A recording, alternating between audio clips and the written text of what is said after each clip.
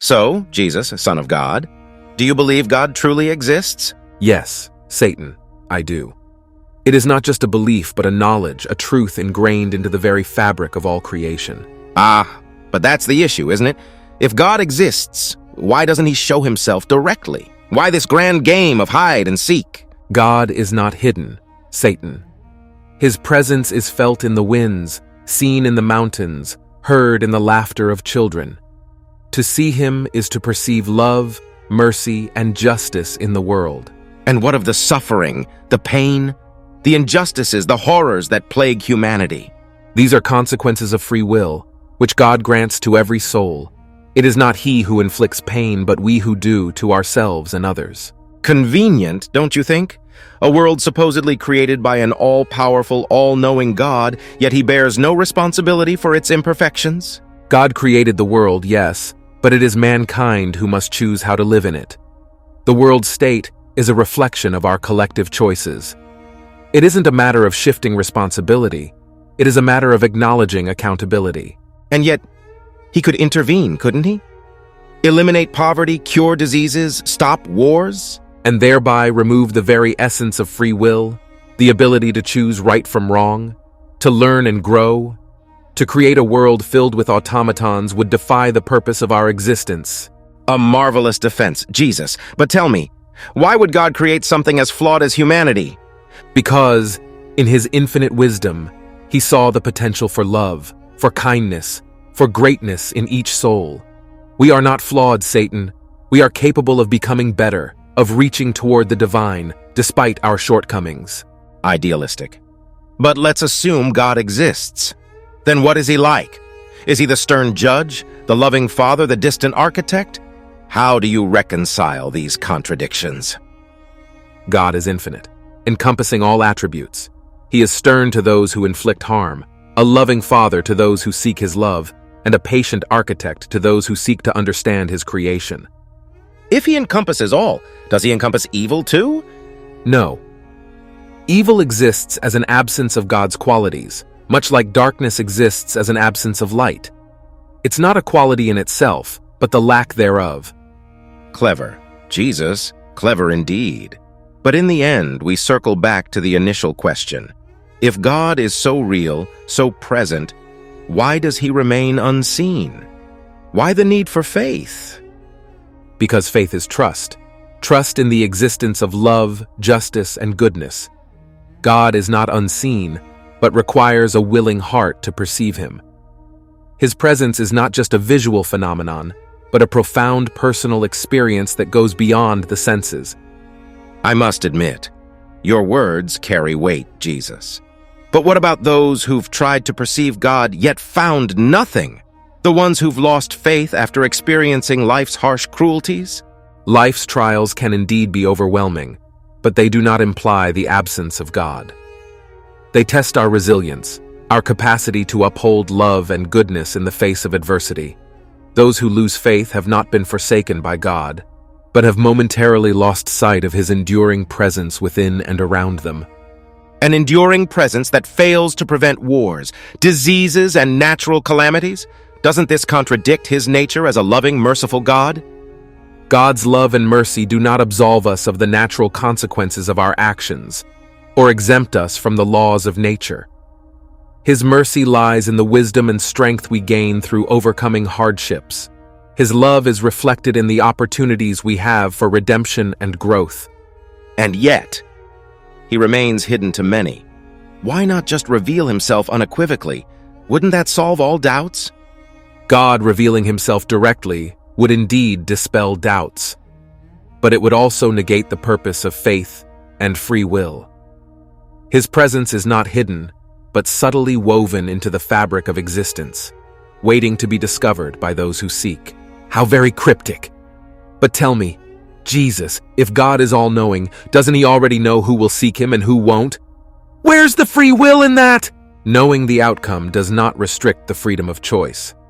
God's omniscience does not interfere with our ability to choose. It merely means he knows what choices we will make, not that he makes them for us. If we are left to choose, doesn't that make God a bystander in his own creation? watching the atrocities committed by his creations while he stands by idly? God isn't a bystander. He works through those who willingly align their will with his, those who choose love over hatred, forgiveness over revenge, peace over war. His influence is quiet, gently encouraging us towards righteousness. But the balance seems tipped, doesn't it? More choose hatred, revenge, war. More choose the path away from God. This world is far from the paradise he supposedly envisioned. Yes, this world is fraught with turmoil. However, it's not a verdict on God's existence, but an indication of humanity's free will. We are capable of both great love and terrible atrocities. The world reflects our collective choices. Speaking of choices, how do you explain God's apparent preference? Why would a just God favor one people, one prophet, or one religion over another? God's love is universal, not confined to a particular race, religion, or prophet.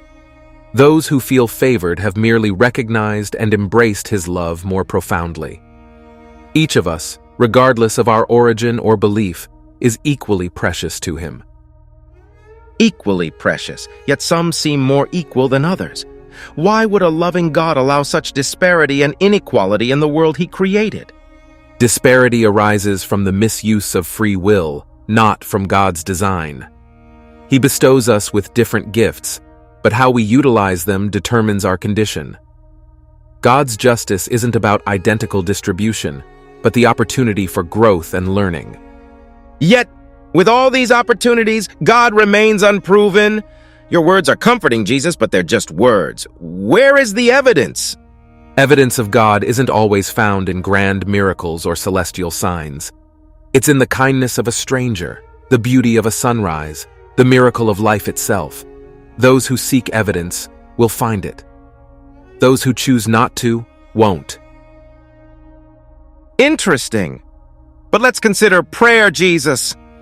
Why does a benevolent and omniscient God require constant affirmation of faith through prayer?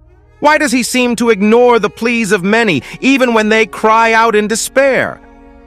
Prayer, dear adversary, is not for God's benefit, but for ours.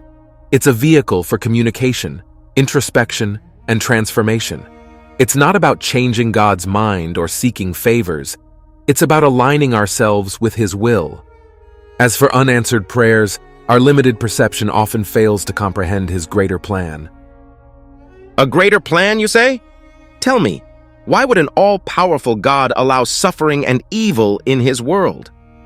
Why the natural disasters, the plagues, This is a complex the wars? question. We live in a world of natural laws and free will. Disasters occur due to natural laws, while many horrors stem from our misuse of free will. These are not indictments on God's character. Rather, they are opportunities for us to grow, to learn compassion, resilience, and courage.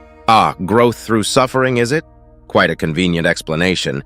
If God is truly loving, why not create us in a state of perfection from the start? Perfection without journey has no value.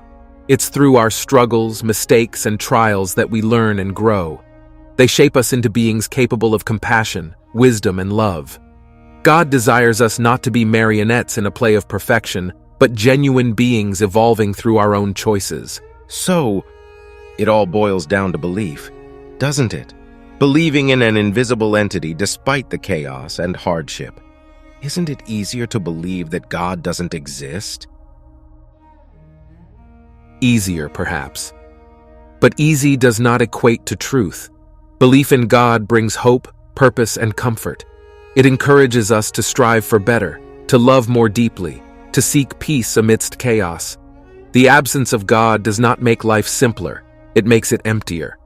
So, Jesus, if I understand correctly, faith is a gamble. We suffer, hope, and struggle, all based on a promise of eternal bliss. Isn't that a big risk? Faith is not a gamble, adversary. It is trust in God's love and mercy. It's not about rewards or punishments, but about the peace and purpose it brings to our lives. We're not wagering on an uncertain outcome, but investing in a truth that outlasts transient worldly hardships. Well, we could continue this dance till eternity, but we both know it will not change the core of our beliefs. You will keep preaching love and faith, and I will keep questioning the logic behind it all. That is the essence of free will, isn't it? To question, seek, believe, or deny. I trust in the transformative power of love and faith, and I believe that even amidst doubts and disputes, their light will ultimately shine through.